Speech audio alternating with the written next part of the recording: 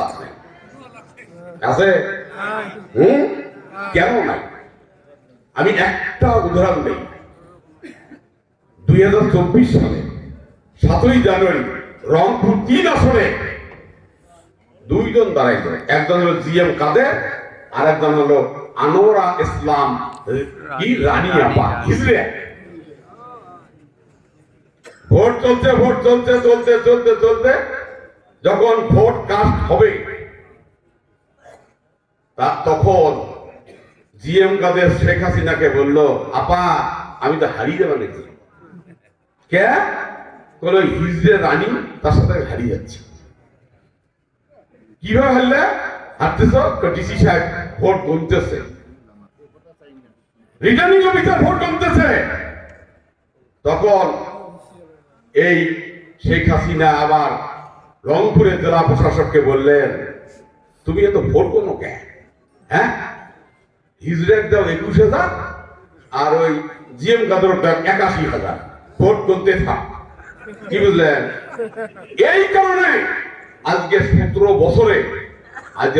বছরে ভোট হয় নাই, কিছুই হয় নাই। মানুষ মনে করতেছে আবার হবে কিনা সন্দেহের মধ্যে আছে, আবারও ভোট বানচাল হবে কিনা এর সন্দেহের মধ্যে আছে। কারণ জামাত ইসলাম যদি দেখে যে আমরা জিততে পারতেছি না, শিওর থাকেন ওরা একটা গ্যাঞ্জাম করবে, করেই ভোট বন্ধ করবে। কিন্তু এটা কি আমার কি দিতে বাধ্য হব?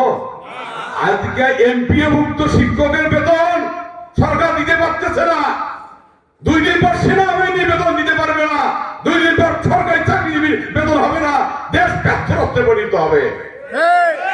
অতএব এই বর্তমান যে সরকার এই দেশটাকে লুটপাট করে দিয়েছে, কিচ্ছু নাই দেশে। তারিখে ক্ষমতা আসবে তাতে কি কষ্ট হবে সেটা আল্লাহ জানে। আজকে আমি আজিজুল ভাইকে বক্তৃতা দেওয়ার সুযোগ দিচ্ছি একটা কথা বলেই, কারণ আপনারা এখানে সবাই মনে হয় জান্নাতে যাবেন, কারণ এই সিটে আপনাদের দাঁড়িপাল্লা আছে। আর আমার সিটে 2 আসনে কি আছে? কতগুলি, কেবল ফুটবে 10 বছর করে চিনতে লাগবে। কারণ দাঁড়িপাল্লা তো বলছে দাঁড়িপাল্লার ভোট দিলে কি আপনারা সরাসরি কোনো কথা নেই, একে ডাইরেক্ট জান্নাত। আচ্ছা, তাহলে লুক্সেমবার্গ ইউরোপের একটা দেশ, সারা পৃথিবীর যত মুসলমান আছে সেই মুসলমান বিধিবিধান মেনে চলে। লুক্সেমবার্গ, সেখানে তো দাঁড়িপাল্লা নাই। সেই বাংলাদেশ পৃথিবীর মধ্যে 1 নম্বর দেশ আছে মুসলমান অর্থাৎ বিধিবিধান মেনে চলে 1 নম্বর মুসলমানরা হচ্ছে সেই লুক্সেমবার্গ ইউরোপের একটা দেশ। তাহলে সেটাই তো দাঁড়িপাল্লা নাই, ওমার কি হবে ভাই? হ্যাঁ, আর সৌদি আরবে যখন যাচ্ছেন, যারা হজ করতে যাচ্ছেন, উমরা করতে যাচ্ছেন, ওমার কি হবে? সৌদি আরব তো দাঁড়িপাল্লা নাই, তার কি হবে তাহলে? হ্যাঁ, এই জন্য বলি হাত পাকা কয় আমার সবচেয়ে ভালো মার্কা। দেখেন না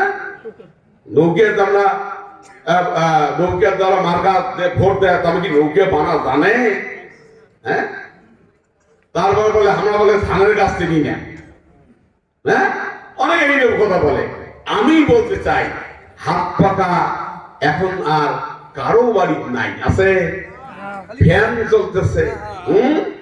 আর লাঙ্গলের এখন ইস নাই। আর লাঙ্গল যেটা দাঁড়াইছে সেটা মাঝে মাঝে হাসপাতাল টু বাড়ি চলতেছে, ওই বুঝি ফেলাইছে হবার নাই। হ্যাঁ, হবে না। আর দাঁড়িপাল্লা ওজনে কম দেয়, এই জন্য ওটা বাদ দিতে সরকার দিয়ে ডিজিটাল পাল্লা করছে। হ্যাঁ, ওই পাল্লা চলে। আমার এক ছোট ভাই সেই পাল্লা বানায় রাজারহাটত, উমাচরণ কর্মকার, দেখবেন নাম আছে দাঁড়িপাল্লা। ওই ভাই বোন পাল্লায় চলে না, এলা ওই পাল্লা নেয় না। আর পৃথিবী যতদিন থাকবে, কিয়ামত পর্যন্ত যতদিন থাকবে, যতদিন মানুষ থাকবে, ততদিন ধানের শীষ থাকবে। কারণ ধানের শীষ এমন একটা মার্কা, পৃথিবী যতদিন থাকবে ততদিন ধানের শীষ থাকবে। তাই আমি বলতে চাই, আমি আর আসলে বাড়ি মামা বলছিল কথা কম হবে, কিন্তু লোক আমার মনে হয় একটু বেশি বলি ফেলেছে, তা ভালো বলছে। তবে শেষ করে মতো একটা কথা বলে যাই, মৌলানা ভাসানী 1963 সালে একটা কথা বলছিল ঢাকায়, দেশ আজ ক্রান্তিকালে। ওই যে ভাই 63 সালে ক্রান্তিকাল শুরু হয়েছে, আজ 2026 সাল, তো ক্রান্তিকাল যায় না, এই যে যায় নাই।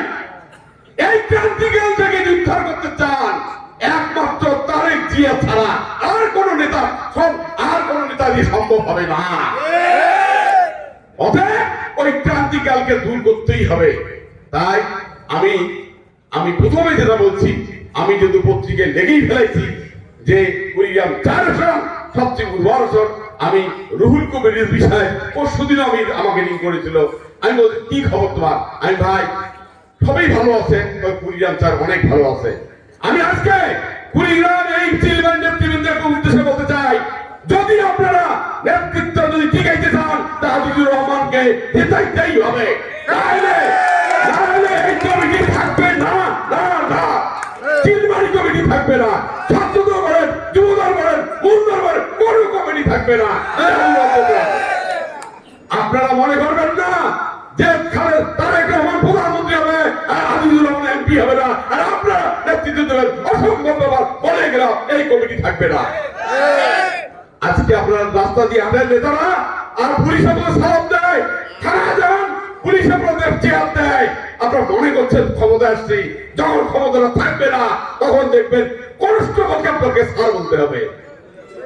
তাই বলতে চাই শেষবারের মতো, যারা নেতৃত্বে আছেন, যে দল সে অন্য দল হোক আর যে দায়িত্ব হোক না কেন, আমি বলে যাই আজিজুর রহমান সাহেব যদি হেরে যায় চিলমারি কারণে, চিলমারি কমিটি কোন নেতৃবৃন্দ কোন দিন থাকতে পারবে না, আজ বলে গেলাম। সর্বশেষ আজিজুর ভাইয়ের প্রতি আপনারা সবাই দোয়া করবেন এবং কুড়িগ্রাম 4 আসনকে আমরা খালেদা জিয়ার তারেক রহমানের হাতে আমরা তুলে দিতে চাই। তারেক রহমান আমার বিশ্ববিদ্যালয় কিন্তু 1 বছর ছোট ছিল।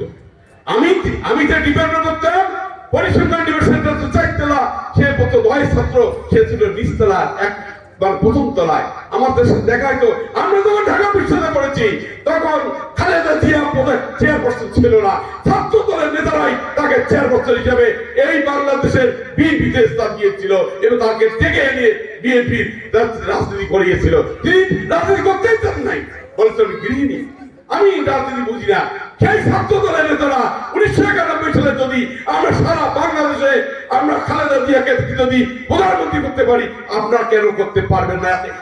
কেন করতে পারবেন না? তখন তো বিএনপি কিচ্ছু ছিল না, কিচ্ছু ছিল না। আজ বাড়ি মা বলুন 1991 সালে কয়টা বিএনপি সিট ছিল? একদলও নাই। এবং রৌমারিতে গিয়েছিল বেগম জিয়া, 3 কিলোমিটার 4 কিলোমিটার হেঁটেছে।